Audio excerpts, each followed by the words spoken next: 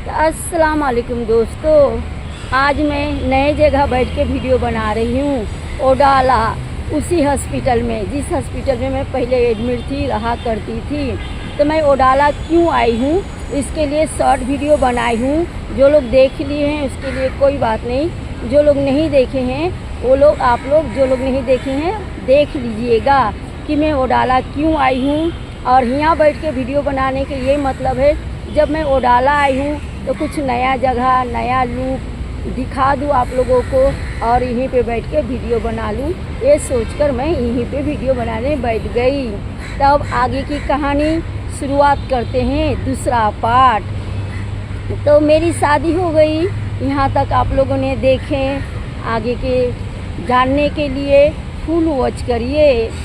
तो शादी जब हुआ था तो मेरे मम्मी ने कुछ भी नहीं दिए थे, कुछ भी सामान, क्योंकि बोलकर शादी दिए थे। मेरे मम्मी के पास कुछ नहीं था। मेरे मम्मी टाइम लेना चाहते थे, लेकिन सामने वाले ने बोले मुझे कुछ नहीं चाहिए।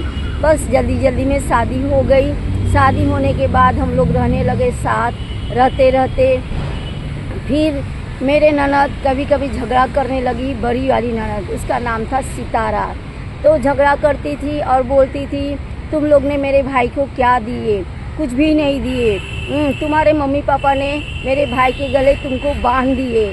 तो मैं बोलती थी मेरे मम्मी पापा ने आपके भाई के गले मुझे नहीं बांधे, आपके भाई ने मुझे ज़बरदस्ती ब्लैकमेल करके शादी की। वो बोलते थे अगर शादी नहीं देंगे तो हम अपना जान दे देंगे। इस तरह से बोलते थे। इसी बात पे झगड़ा होते रहता था। कभी ना कभी वो लोग आते रहते थे। ऐसे तो हम लोग अलग रहते थे और ओडाला में ही रहते थे, लेकिन इन लोग ने भीमंडी रहते थे। तो ऐसे होता था। झगड़ा होते होते एक दिन क्या हो गया, उसने मुझे बोली तू अपने पल्लू में कब तक बांध के रखेगी? हाँ, एक दिन ना एक दिन तो मैं मेरे भाई को लेकर जाऊंगी। ऐसे कुछ दिन चलते रहा।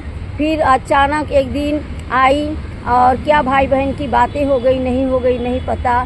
तो वो काम पे बोले मैं जा रहा हूँ काम पे, काम करने जा रहा हूँ, यहाँ पे काम नहीं है तो बाहर से काम करके आएंगे तो हम बच्चे को अच्छे से परवरिश कर पाएंगे। यहाँ काम नहीं है तो मैं 1 महीने की बाद आऊँगा। इस तरह से उन्होंने काम पे निकल गए और मुझे नंबर देकर गए। लेकिन जाते टाइम मुझे इतनी घबराहट होने लगा और मेरे दिल बोल दिया ये इंसान और लौट कर नहीं आने वाले।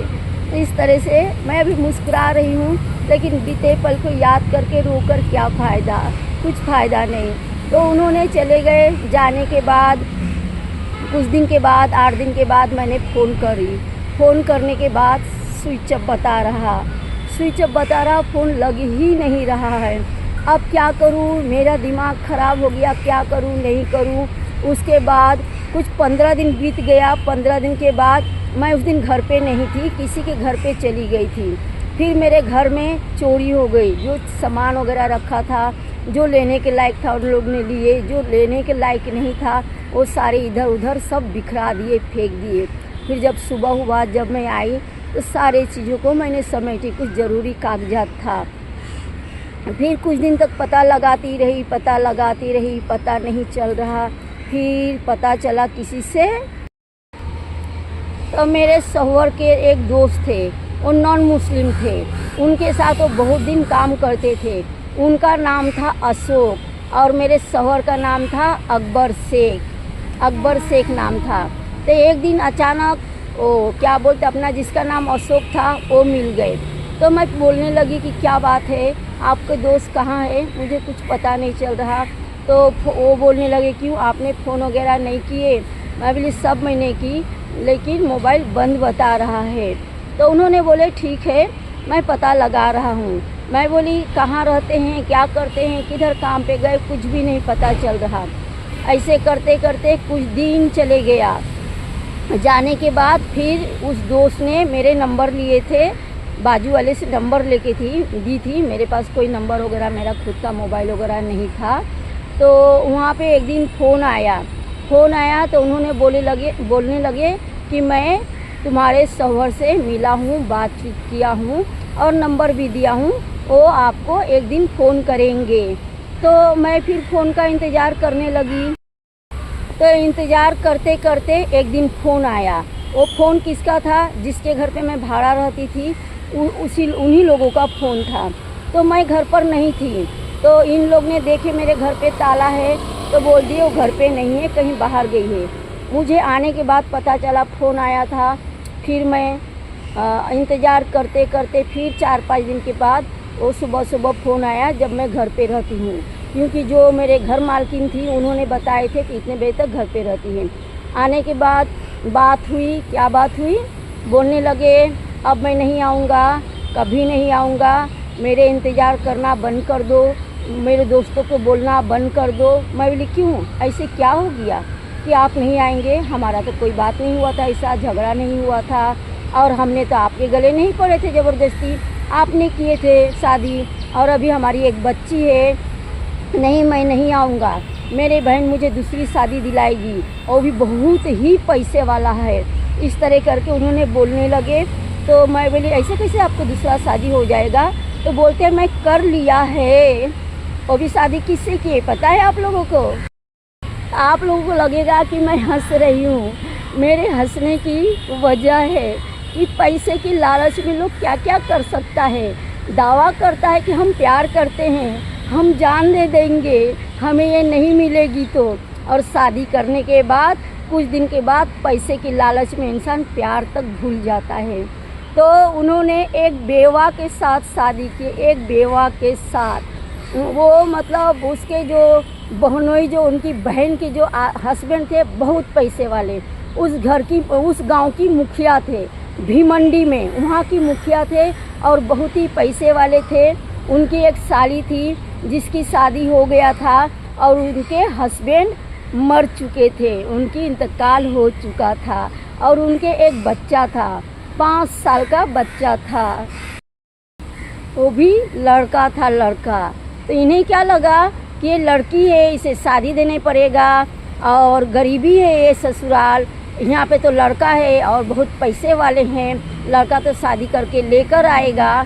ये सोच के इन लोगों ने वहाँ पे झूठ सच बोल के मेरी ननद ने शादी दिला दी। जब हमें पता चला, जब हम वहाँ पे गए उनके घर पे, तो इन लोगों ने बोलते हैं कि कौन हो आप लोग? तो मेरी मम्मी बोली ये अकबर का बच्ची और औरत है। बोले हाँ, बच्ची और औरत, ये तो कुंवारा है। तो मैं बोली कौन बोला?